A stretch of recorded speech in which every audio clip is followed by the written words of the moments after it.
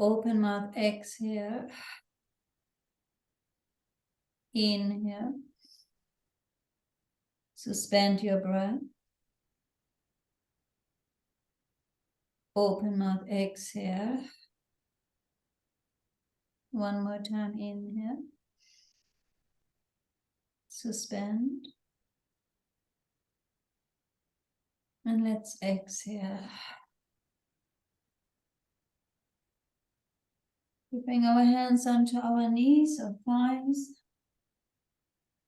Opening our eyes. Bringing our chin to our chest. Right ear, right shoulder.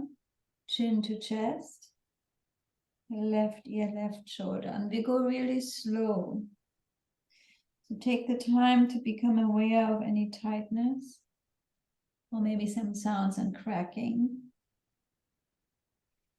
And then just continue the movement. And breathe through whatever thing that occurs. If there's any tension, you back off a little bit.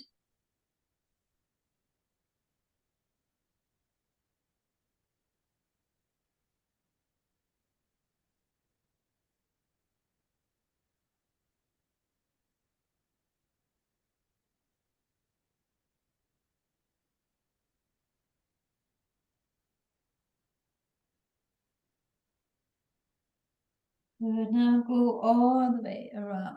Big neck rolls.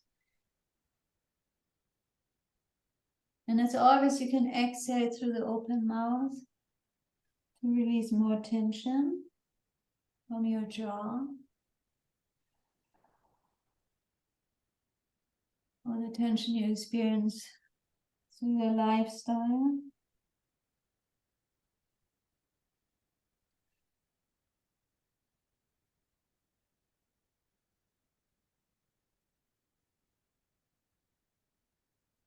So let's reverse the direction.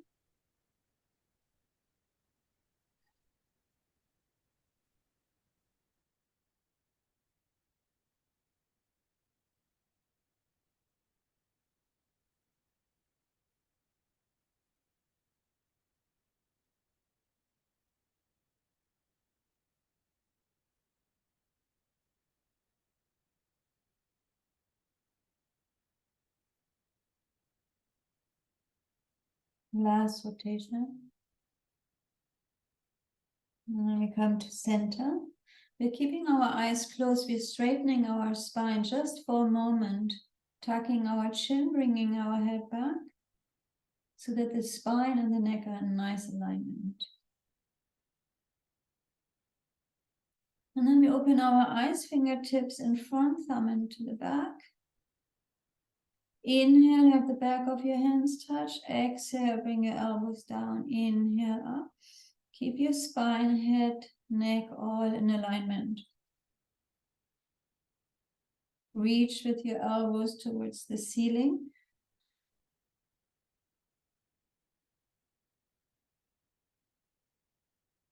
Really feel how you're opening up your diaphragm, how you're lifting it.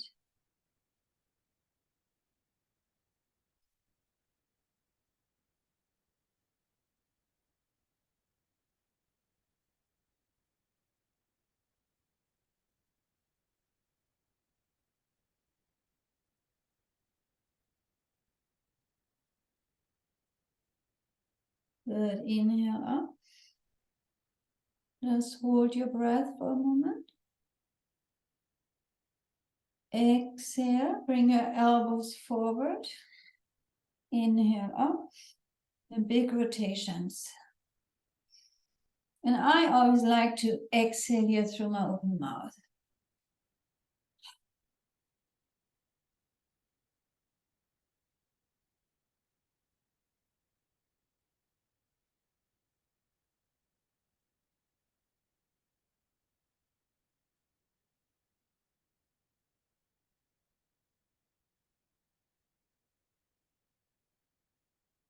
Last 3 rotations.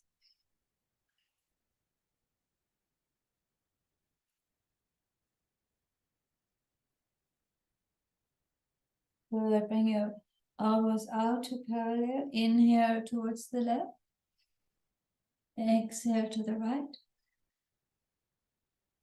And really go slow. Keep the sit bones on the chair or the ground. Keep the connection.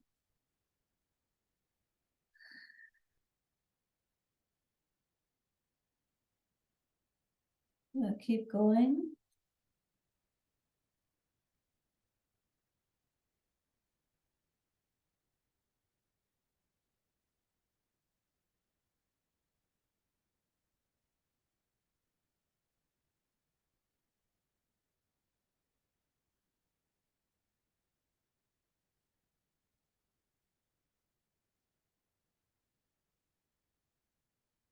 One more time. We come to center. We keep our fingers here. Inhale, twist to the left, exhale, right.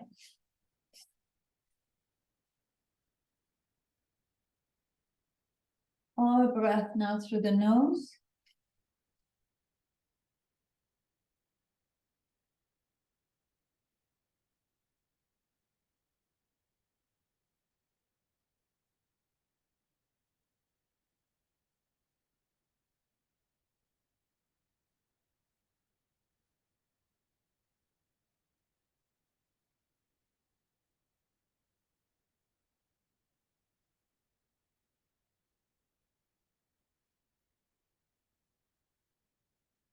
Keep up a little bit longer.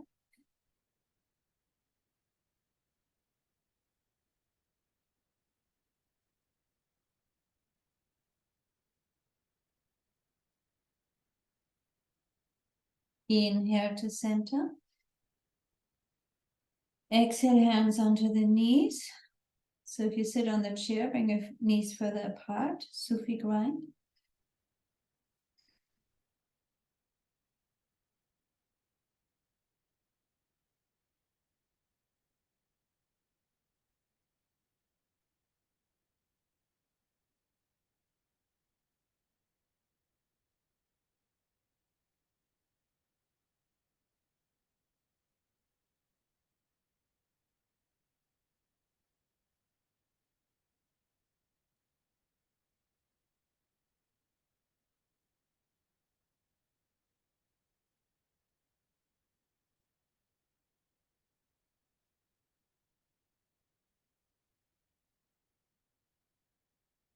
Let's reverse the direction.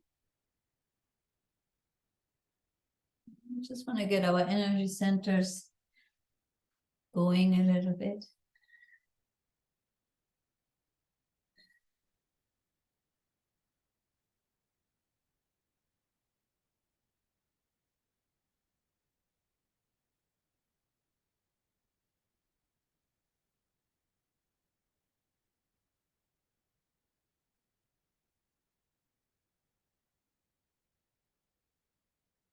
Last 30 seconds.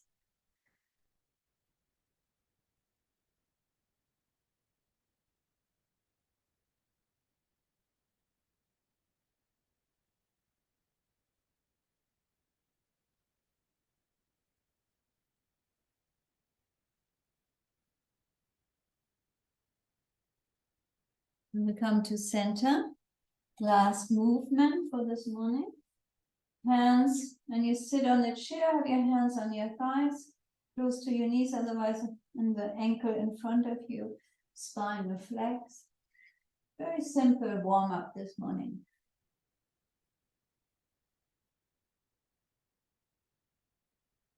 Really move your pelvis, open your heart.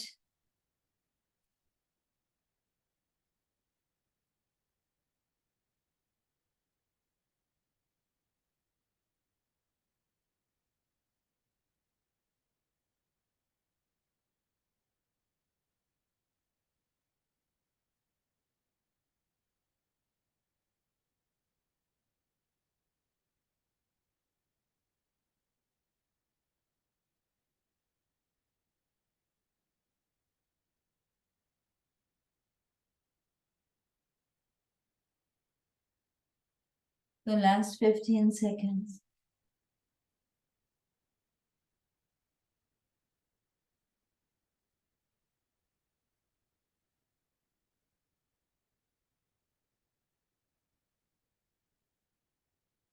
Good. Let's inhale and come sitting straight, please. Make yourself comfortable because we will just sit still for the remaining few minutes. Have the tip of your thumbs touch, the tip of your index fingers, middle, ring, and pinky are curled in. And you hold this mudra just like a few inches away from your heart center.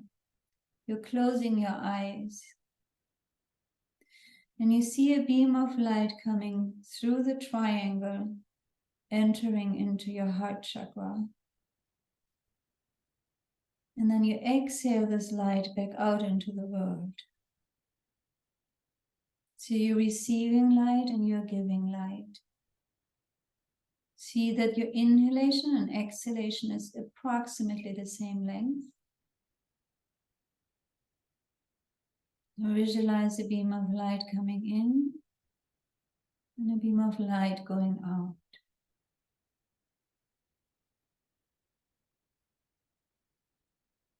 Receiving the light and giving light.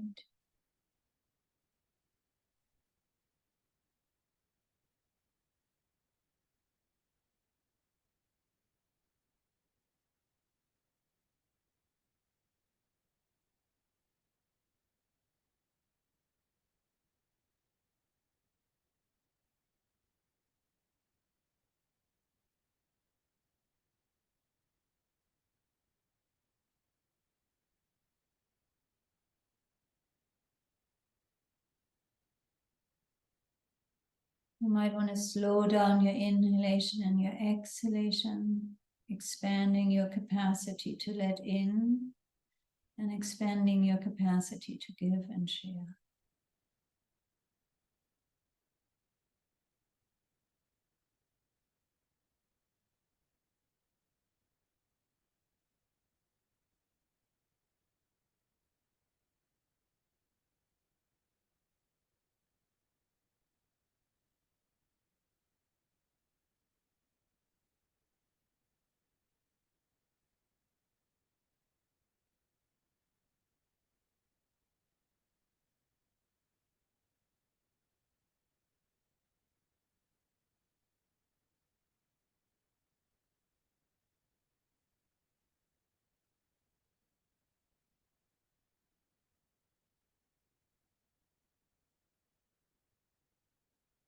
And slowly take a long inhalation when you're ready and suspend your breath.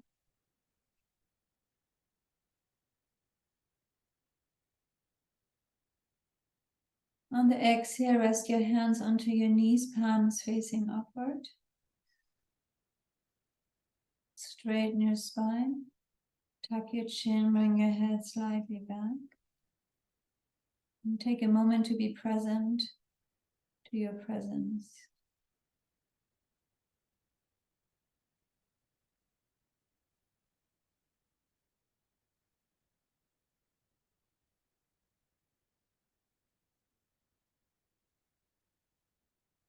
Good, and I think Namala can take it from here. Thank you, Siddhi.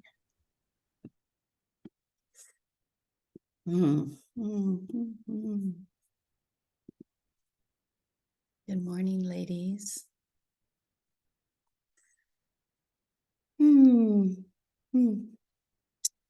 Today we're going to continue a little bit of the discussion that we've had the last couple of weeks about presence and clinging to ideas, and take it just one step farther. I want to look at the difference between presence and awareness or observation. So awareness or observation is bringing all of our senses to the present moment. It's a lovely practice because it centers and grounds us and gives us the opportunity to be present in a very different way than when we're distracted. But it's not the deepest of our potential soul experience. It's like one layer of that experience.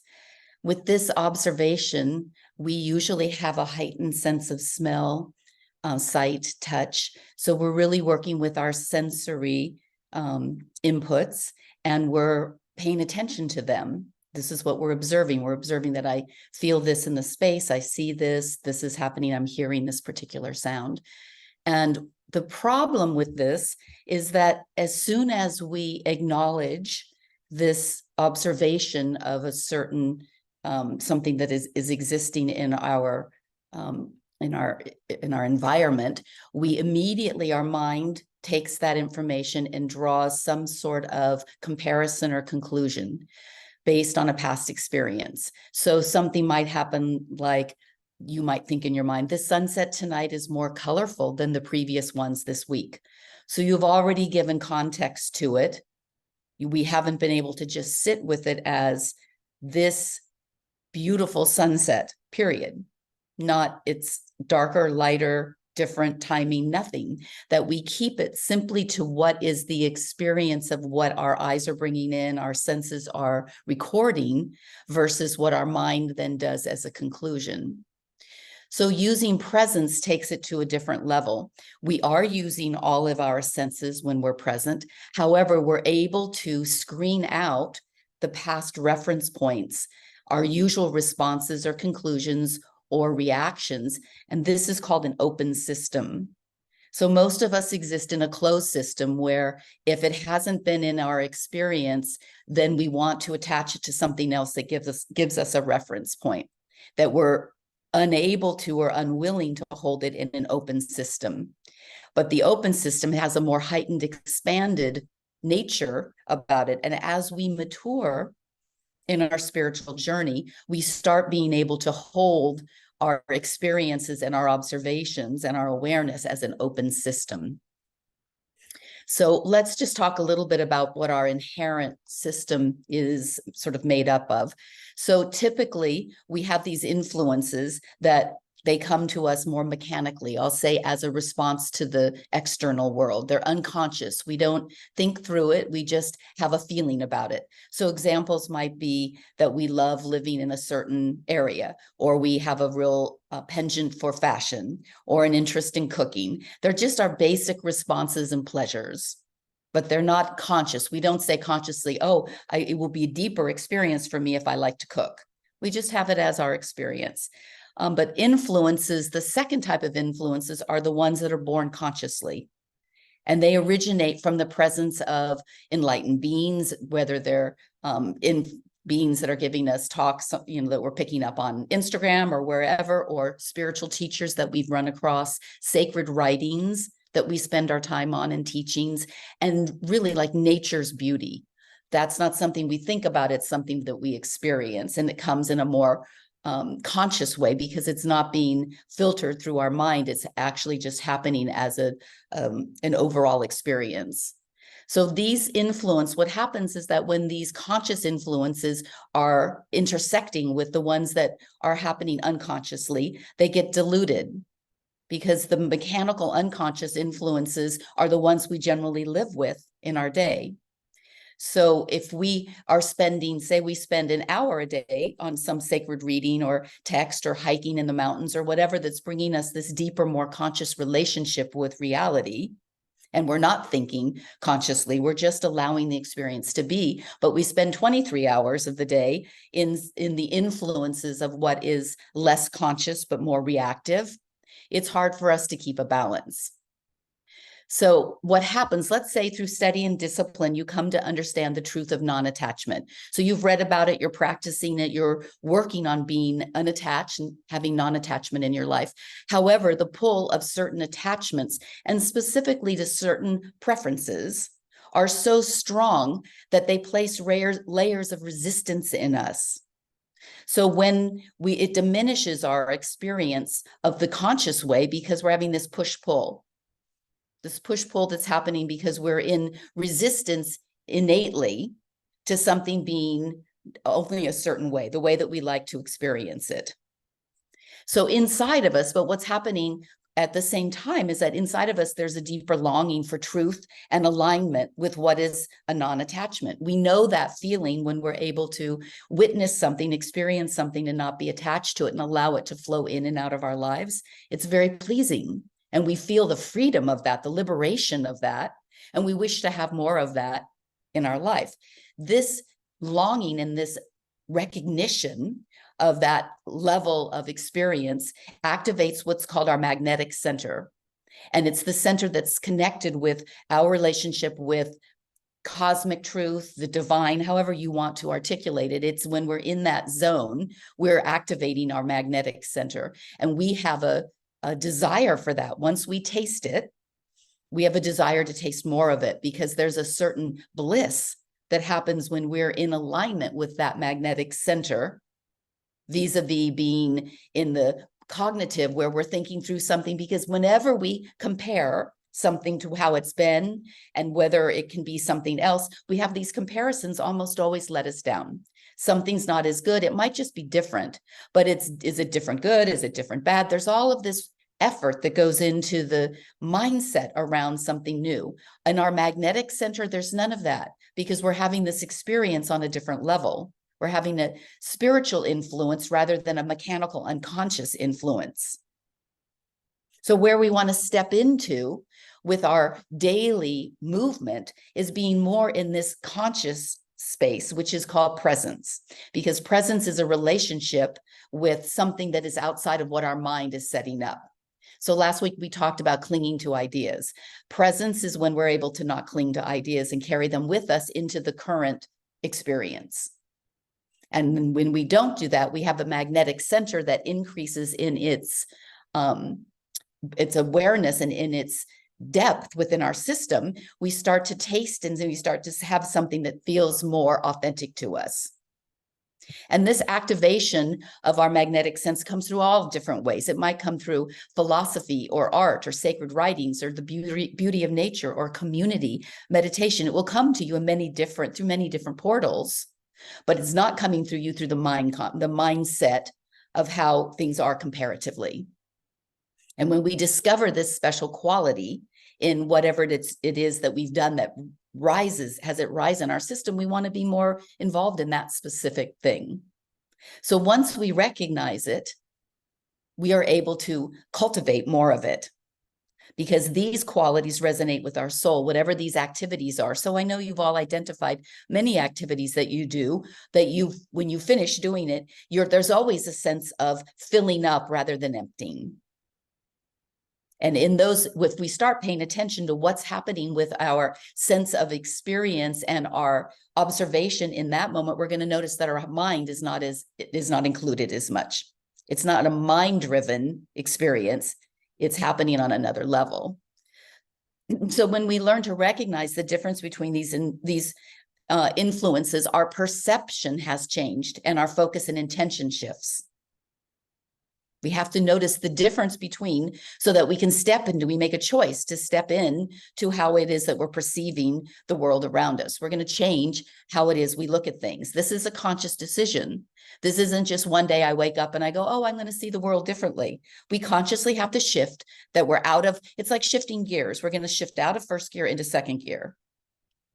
This is a stage as we enter into it, and I know all of you have entered into this, where we may be perceived by family and friends as changing, and that we're not exactly the same person. They'll notice differences in you. But here's the most important takeaway from this, that it's only after we have come to recognize the difference between these influences of conscious origin or of human origin. Which one is it? Consciousness, which is of a higher level of relationship with the cosmos, or is it a human design, an unconscious arising? When we come to recognize the difference, we begin to become aware of the question and practice of presence. We start to ask for more presence in our life. We begin to experience the state of presence as the most important thing that we want to have in our life. We choose it. We don't just allow it to come in when it comes in willy-nilly. We choose to be in that state. So even if we're pondering the question of presence, it's never quite a priority until you actually set it into action as the priority in your experience. We have to reverse our values and place our attention on presence rather than other activities. This connects us to divine pulse, the divine inspiration. I'm just going to give you a practical way that this works, the way that I've experienced this and other people have spoken to me. Let's just say that you begin a writing project. And typically we'll value and use the practice of writing, the art of writing, to make progress in this in this project that we're leading ourselves into.